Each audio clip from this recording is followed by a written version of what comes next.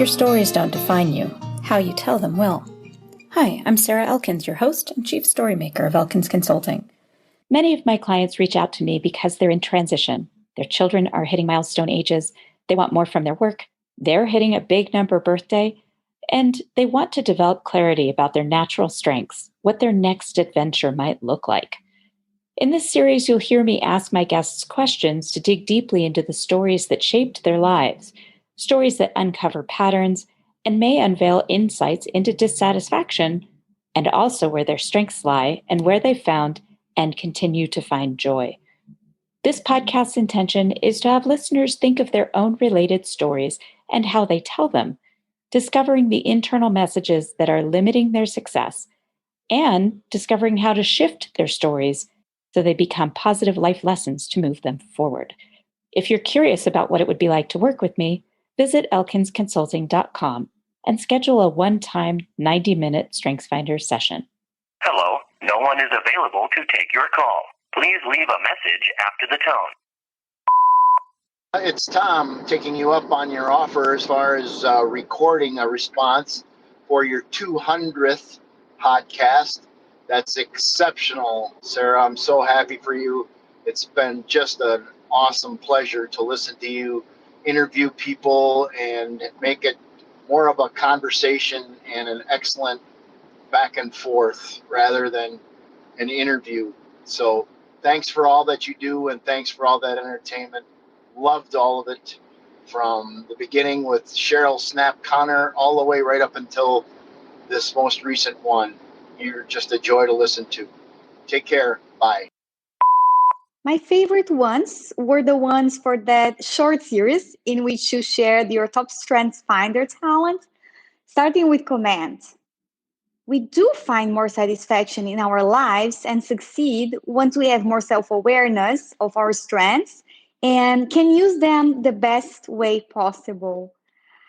I like how all the 5 talents show up in your life for better and for worse. So thanks for sharing.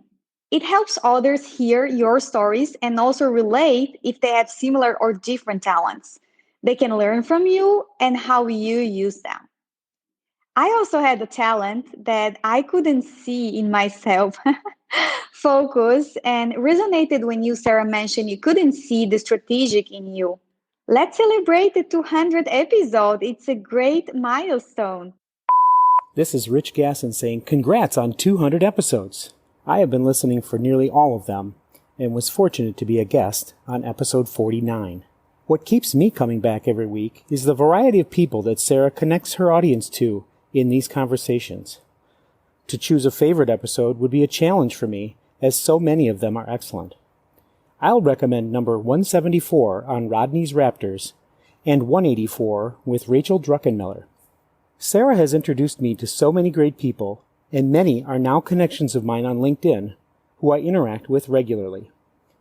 I have also learned a lot from her about how to tell my pivotal stories effectively through her book and weekly podcast.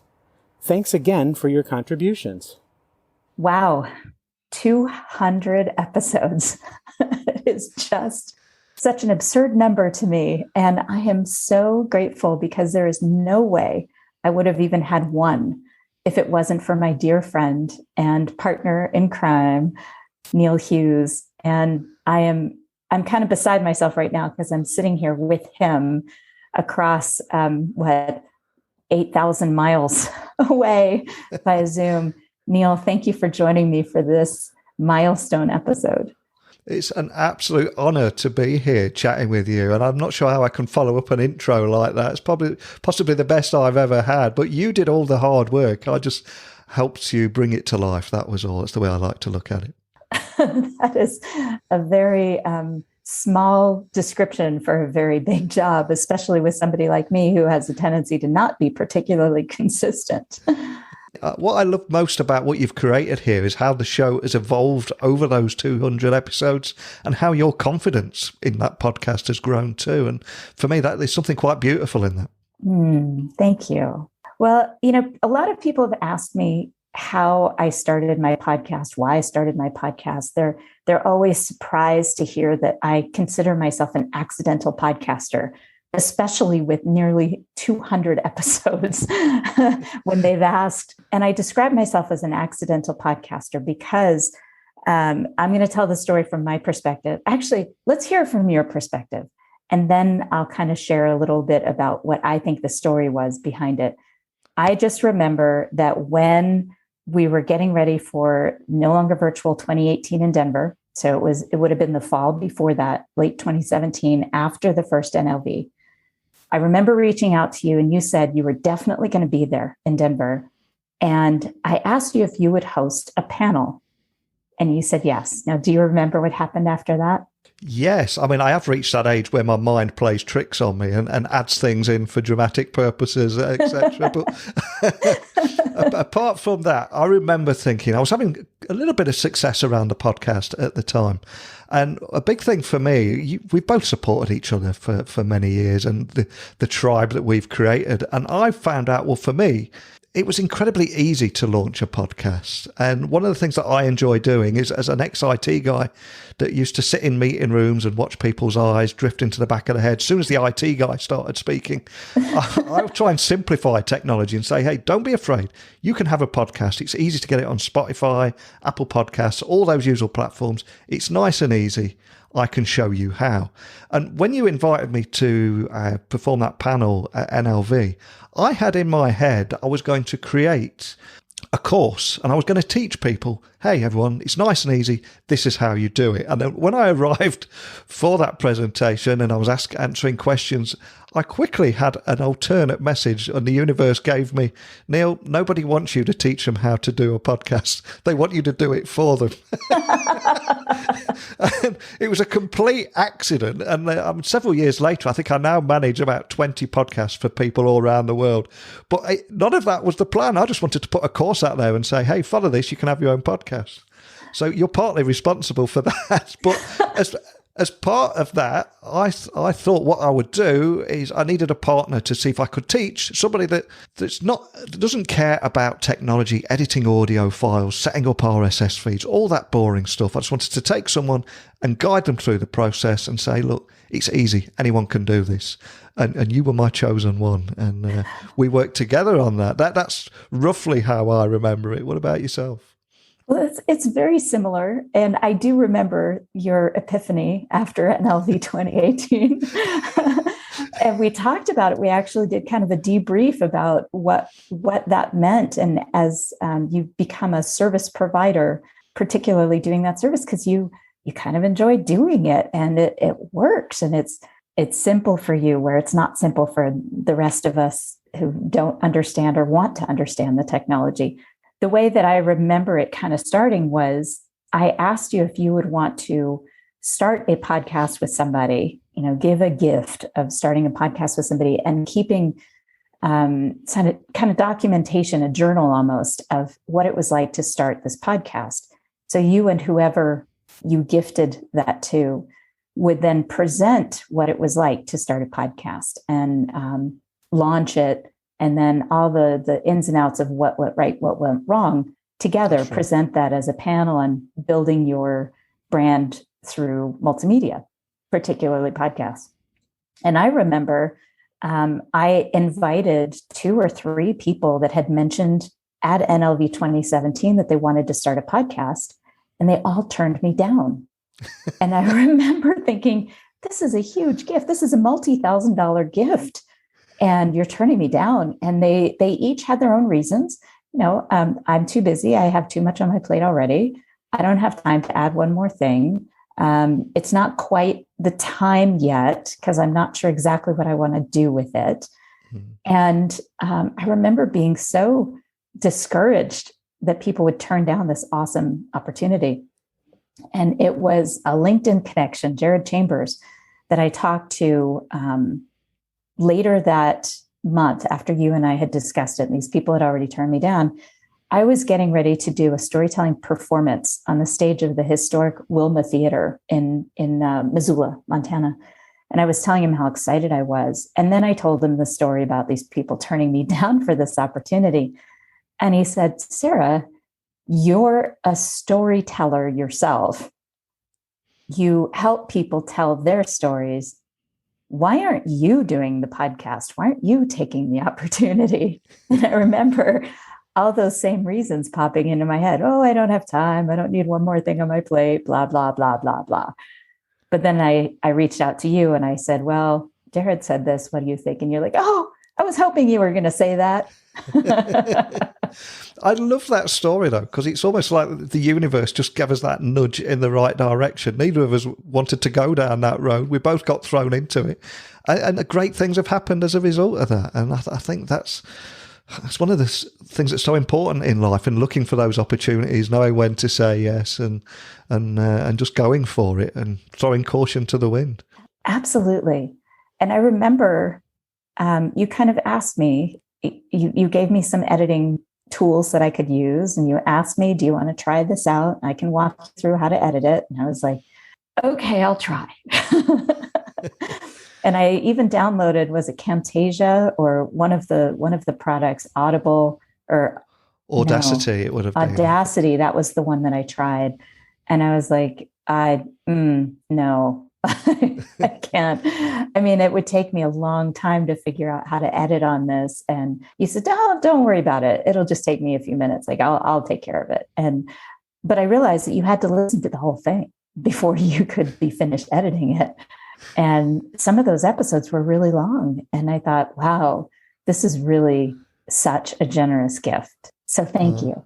No, thank you. And for me, it's great because I get to listen to the podcast as well. So I get to learn with you and be a part of those conversations. And I know we've talked about some of those conversations after we've finished editing over the years. And no, it's a pleasure.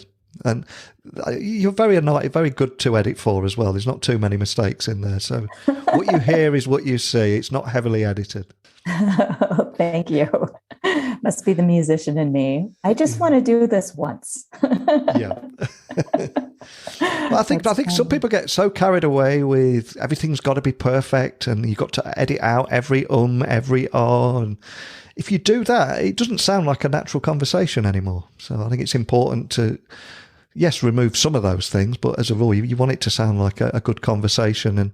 And that's what your podcasts are, great conversations, and great storyteller that you are too. Thank you. Well, I love your podcast. Those they started as tech blog writer, yes, and became a tech blog speaker. I guess it's still tech blog writer, but I love listening to those and reading the follow up show notes because I've learned so much about new technology, the questions that I need to be asking of myself and others as I use new technologies.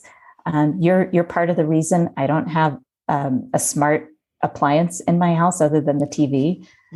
I mean, seriously, I think about technology in such a different way because of your influence. And I highly encourage our listeners to listen to these episodes and follow Neil. And I'll have a link in the show notes to Neil's podcasts and how to get a hold of him if our listeners are curious about starting their own. Neil, when you think about all these years of podcasting, because yours has been going on for what, 5 years now? Longer than that. Just over 5 years and 1,700 interviews now. We've just hit 1,700 interviews. I can't even wrap my mind around that. That is so many. It feels like my head's going to explode because since I've rebranded to Tech Talks Daily and I go out every day now, and honestly, the average week, I record 10 episodes a week just in case anybody cancels or if I get ill or anything like that. So I record 10 episodes a week. And every day is a completely different theme. So it could be artificial intelligence today, legal tech tomorrow, ed tech at the weekend, and it goes on. And I just feel like my blockchain, cryptocurrencies, and I just feel like my head's going to explode. But again, I always try and simplify whatever technology is in a language everyone can understand. But most importantly of all, get to the human story behind it. What put them on this path? How did you get involved in insurance technology? Where did that passion come from? And 9 times out of 10, just like you and I, they all say serendipity, a bit of an accident. I found myself in this place at the right time and things just grew from there. And it's quite interesting that after 1,700 interviews, people say, well, how did they get so successful? A lot of it is happy accidents, and There's a couple recently that really spring to mind. There was a guy, it was a startup founder in Asia, and he went for a big pitch to get funding for his startup. This was his last throw of the dice. And then he went all the way to San Francisco. He spent his last money there, did the pitch, bombed, got nothing at all. He was feeling sorry for himself at the luggage carousel as he landed on the way back. And he met his future, the guy at Future would fund his startup and make it the success that it is today. And there's so many stories like that where there's a guy who, he had the great idea, but he needed a developer to bring it to life. And then he was sat on a plane next to a developer 3 weeks later. And it's almost like if you're open, I'm not sure how you believe in manifesting and things like that, but if you're open, and I don't know, it's almost like the universe gives you that nudge in the right direction. I think that's the key, if you're open. Yeah. I mean, I have lots of stories like that too, where people supposedly are just in the right place at the right time. But I don't believe in that coincidence. Yeah. I have too many experiences that I call small world stories where I run into somebody I know in Germany. There's no reason that I would do that. Or my husband and I love to say that Montana is the center of the universe, because everywhere we go, we meet somebody who has some connection to Montana. And doesn't matter where we are in the world, Paris, Munich, and it's fascinating. But here's the thing. It's not that small world stories happen to me more than they happen to other people. You have to ask the right question. Yeah. When you're sitting next to somebody, you have to choose to take that moment and connect. Yeah. And then you have to be able to tell them in a way that feels warm and authentic what you're doing, what your passion is, why you want to do it, why it matters to you. It can't be an elevator pitch. I can't stand those because it's all about you and what you want. But if you present it in a way like, I help people start the podcast that they've always wanted to start, that's not about you. Yeah. So no, I completely agree. And I also got to applaud you for No Longer Virtual and what you created there, because if we do go back 5 years ago, when we were talking, we were all just writing articles on LinkedIn. There was myself, you, Heather, John White, and I don't want to offend anyone, but there were so many people there that we're all still very close to now, and we supported each other. And the way that you decided to connect people beyond the keyboard and get people from all around the world into a room, there's something beautiful about that. And I've been to many conferences all around the world, but I've got to say, I'm not just saying this because I'm on your 200th episode of your podcast, but yours is the only one where I can safely say I've got 5 to 10 great friends that I've met and stay in touch with to this day. And it's not about services or trying to sell people things. It's just supporting each other. And that's what it's about. And one of the things I always say on my podcast every episode is technology works best when it brings people together. And there's so much polarization and division at the moment, and technology gets a bad rap for that. But the way you've used it to bring people together is, like I say, something beautiful in that. Thank you. Well, I wasn't going to bring that up, but as long as we're going to bring it up, I may as well put a plug in. The next one is coming up in March of 2022 in Park City, Utah. And I already have, I think, 8 people registered, and it's limited to 40. So I'm pretty excited for the potential.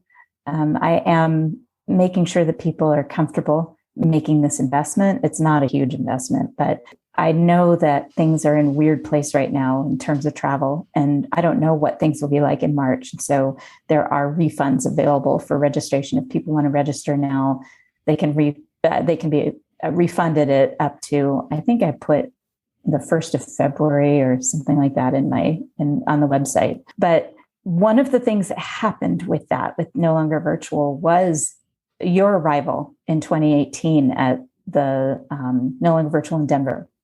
Yeah. And I have this vivid memory of walking into, they had a big, was it a whiskey selection? It was the whiskey bar at the hotel in the Hotel Indigo downtown. And I remember, I have a picture of us together, and that was the first time we met face to face. And I remember this moment of walking in and seeing you, knowing who you were immediately, I mean, you look just like your pictures. But what really struck me as I stood in the bar with a bunch of people who had come to the first NLV in Atlanta and a bunch of people that wanted to come but couldn't and were arriving at the Denver one because they had missed the first one. And meeting these people face to face or seeing the ones again, like Heather and Amy Blaschka and Zach Messler, seeing Mike Johnson in there and Karthik from the first year. He didn't come the second year, but Karthik Rajan was the reason NLV exists, really. But I remember standing in that bar and thinking, wow, these people are exactly who they are online in person. Yeah. And it felt like it was like this self-selected group of people who genuinely wanted to connect and learn together. And it felt like magic to me. Yeah. I remember the first NLV I went to, and I just opened the door and suddenly felt incredibly intimidated because there was all these, what I considered giants, these people were having so much success around the world with books and LinkedIn Top Voice Awards, etc. And I'm like, oh no, what am I doing here? Do I belong in this room? And then straight away, I think it was Heather, just put her arms out and gave me a big hug. And it was just like everyone just got together straight away. And it was the same situation in Chicago a couple of years later, just as the pandemic was starting. And again, I'm walking in there thinking, oh, where do we go here? Is it elbows? Do we touch feet? Are we allowed to shake hands? And everyone was just hugging, It's just, yeah, great. Yeah. I guess there are a couple people that come that are not huggers. That was, I think that was an important aspect of all of the NLVs, was being able to acknowledge that for people who aren't huggers and giving people that space. I think about this in all of our interactions, especially when we're interviewing people, of being able to take that step back and let them be who they are, not trying to make them do something they don't want to do or say something they don't want to say. And the delicate balance there that you have to learn as a podcaster if you're interviewing people.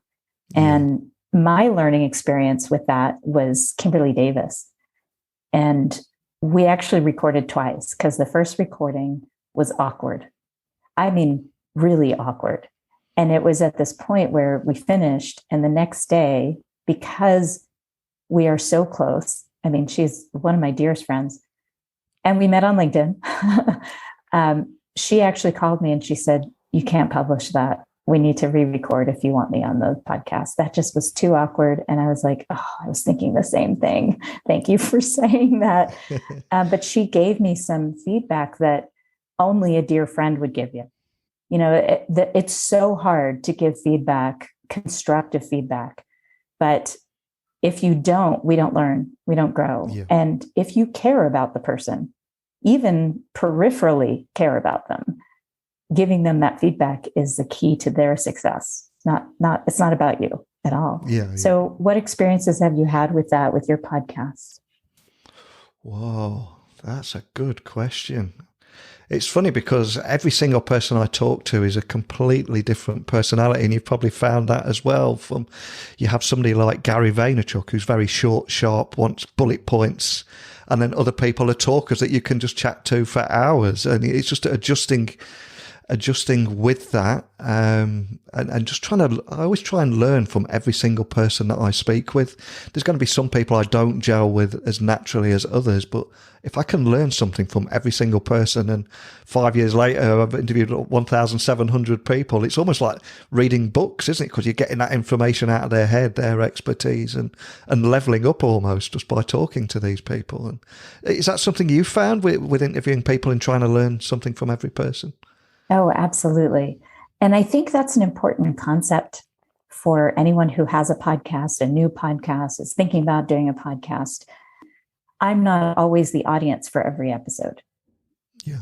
There are some interviews that I walk away from going, wow, totally blown away by their understanding of some topic, by the stories they shared. The first one that comes into my head is the Rajkumari Niyogi episode. I've had a lot of them where I just walk away, and it takes me days or even weeks to process everything we talked about and apply what I heard to my own life, to the coaching I do with my coaching clients, helping them bring out their meaningful stories and address those damaging internal messages. But yeah, and then I publish them, and rarely do the ones that blow me away get a ton of attention on any of the platforms. Rarely. It's bizarre where I think, wow, that was so awesome. Listeners are just going to flip out over this. And they don't. Yeah. And you have to be okay with that as a podcaster. You have to develop a slight thicker skin and be okay with the things that you feel so passionately about not getting the attention. And then you have the opposite, where I'll walk away from an interview feeling totally slimed. Wow, that was awful. All he did was talk about himself, and not in a good way. Like, you're supposed to be talking about yourself, but he would tell these stories, and every one of them revolved around his experience with it, and never really involved other characters in his stories. Yeah. And I have a few in my head that were like that. And I remember finishing and thinking, do I have to publish this? Because that felt awful. And then I do, because they're expecting it to be published. I don't think I could get another one out of them that would be any better, because this is who they are. And those are the ones I get this, oh, I love that episode. I didn't realize that so-and-so did such and such. And wow, that was such a good episode. Great to hear two of my friends talking about blah, blah, blah. And I think it took a few of those episodes for me to take that step back and realize I'm not always my own audience. Yeah. And I think, as well, as a podcaster, you've got to take a back seat. And a mistake I see a lot of people making, they want to make it all about themselves. Look at me. I'm the expert. I'm the talking head. And there's an app, Clubhouse. I don't know if you've seen it, where people go on there and they're like, look at me, I'm the expert and I'm talking knowledgeably about this. But yes, there's a time and place for that. But the podcast really should be about your guest and their story and just a natural conversation rather than self-promotion. But again, something that you've mastered in that 200 episodes. It's also the guest's responsibility to make sure that they share information in a way that isn't totally self-absorbed, that isn't a plug for their business or their work. Even when you get the opportunity to plug, and you can certainly do it. But this is something that Zach Messler is always saying, your messaging has to be about your clients. It has to be about what problem you solve for them, what their issues are, and how you solve them. And I would really encourage guests, if you're about to be a guest on a podcast, or you want to be a guest on a podcast, make sure you've listened to a few episodes, at least a few minutes of a few episodes of whatever podcast you want to be a guest on, so that you can be a good guest. No, what advice would you give to a podcaster and a guest? Wow. Well, first of all, I think we've talked previously about, if you want to go on somebody else's podcast, don't just send a pitch clearly showing that you've got no idea what the show is about, what the audience is about, or what value you could deliver. So listen to those episodes. And before launching a podcast, people say, well, what should I do? Do I need a £500 microphone? And no, you just end up with a guy with all the gear and no idea. Go out there and listen to podcasts. Listen to 5 to 10 podcasts. Straight away, you'll learn, I like that, I don't like that, I could add something different here. And then that can help form your own podcast. So listening to podcasts, whether you want to create one or go on one, I think is more important than anything else, don't you? Totally agree. Yeah. I think about that with public speaking. If you want to be a public speaker, go watch a lot of public speakers. Yeah. Whether that's on TED or in person, watch what they're doing, see where they connect with their audience, and build your own authentic presentation style. But watch what you like and don't like in others. I do that when I'm singing. Any of my performances, I watch other performers. I see the interactions among the performers on the stage, whether it's a theater production or an orchestra or a rock band or whatever, jazz bands. You can see the communication among the band members. And it's fascinating. If you're not watching for those details, then you're not learning in order to improve yourself. So It's the same thing with podcasting. And it's something that I do, because if I'm completely honest with you, technology is a very dry subject. It isn't going to be for everyone. Talking about artificial intelligence and blockchain will probably send most people to sleep. So that's another reason why I try and get the human story out of them. So I often begin the podcast by asking, what's their origin story? What put them here? And before I let them go, a question I've started asking over the last year is, tell me a song or a piece of music that's been the soundtrack to your life. And it doesn't matter who the CEO is or how big they are, you suddenly get to see that real person as they tell you about that passion, and that song means something to them because of this particular day, and they listen to it every day for a whole summer, and it inspired them to do something now.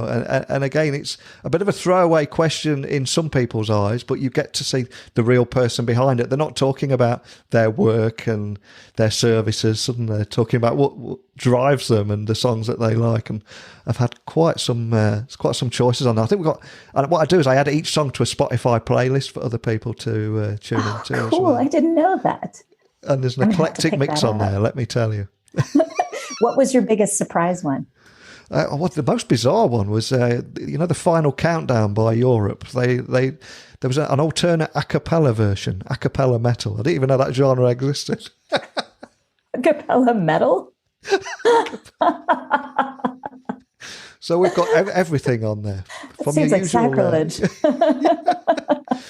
From your typical keynote entrance songs, the Imagine Dragons, etc. We've got all those, and then some random ones thrown in. But it's just difficult. But what I love more than anything, it's not about the song; it's the story that they share behind that particular song. Right. I love that, and it just goes along with all the themes we've been talking about. It's not the things that happen to you that define who you are, but it's the stories that you tell, the way that you tell your stories. And the fact is, when you tell a story about where that song came from, you are giving all kinds of clues into who you are as a human, your character, your values, what matters to you. And I wish more people would listen to that question and listen to the answers, just so that they could get a feel for how their stories create perceptions in the eyes of others. Yeah, absolutely. Love that. That's so cool. Neil, this has been such a treat. I'm just blown away by your generosity of spirit and time and energy, not just for me, but for so many people around the world. What you give is really beyond comparison. And I think, I know that people like Heather Younger would agree with me when I say that this wouldn't exist without you. My podcast wouldn't exist without you. And I'm just so grateful. Thank you. No, thank you. And as a Brit that's allergic to compliments, I've got to try and make a joke to get myself out of this. But, what song popped into your head? We got to get out of this place, maybe. The Animals, Eric Burden. I used to sing that with our rock band. We got to get out of this place if it's the last thing we ever do. That's the one. Girl, there's a better life for me and you. I love that song. But the most important thing is you've made it to 200, but this is just the beginning. I want to have the conversation with you at 400, 500, and that big 1,000 as well. And I know you will get there. I definitely am interested in being there. But as I said, I'm an accidental podcaster, and I think my success in this there are three parts to this. One is you.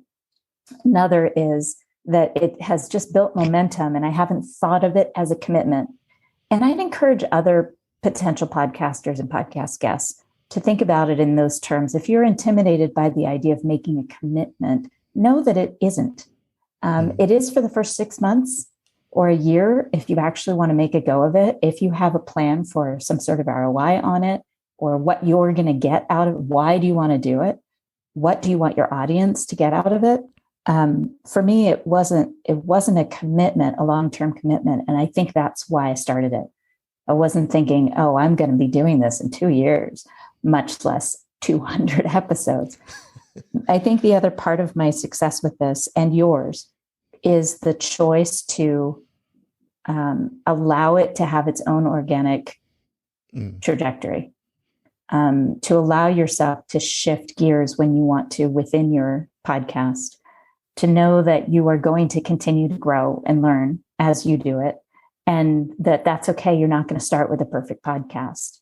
And I know that it can be intimidating to get started, but really each episode is so short-lived that every time you get better at it, you almost replace one that wasn't fabulous. Yeah. So just keep going and let that momentum carry you.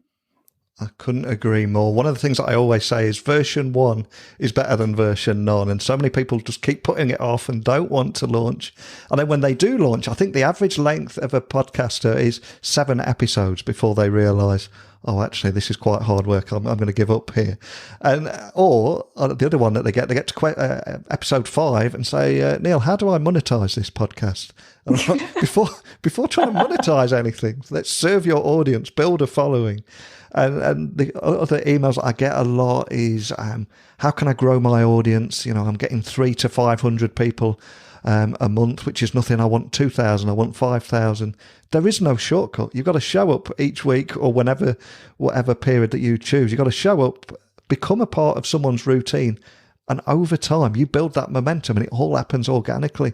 You will evolve, your show will evolve, your audience will. And that's the beautiful thing. And one thing that I will leave you on here is when somebody says, I've only got 500 episodes to my podcast this month, I always say, have a look out your window. If there were 500 people queuing to get in a concert venue to hang on every word that you're going to say, you would see it very, very differently than just dehumanized on a graph on a podcast host thing. So yes. It's just about connecting with people. Well, that's a perfect place to end this. It's about connecting with people, the right people. It doesn't have to be a lot of people. It has to be the people who are there for your message. Yeah, absolutely. Awesome. Thank you, Neil. Thank you, Sarah. Pleasure as always. Are you ready to start your story portfolio so you have the right story ready to share when the opportunity presents itself? When you're ready to get started, my book, Your Stories Don't Define You, How You Tell Them Will, is available in all the regular places, and the audiobook version is available on Google Play and on my website, elkinsconsulting.com. As a special bonus for listeners, the audiobook includes 2 songs recorded by my band, Spare Change, in my living room in Montana. Also on my website is a free podcast interview checklist. It's available to download to make sure you make the most out of your next podcast interview. If you enjoyed this podcast, please feel free to rate the podcast and leave a review. And let me know that you've done it so I can thank you properly. Thank you.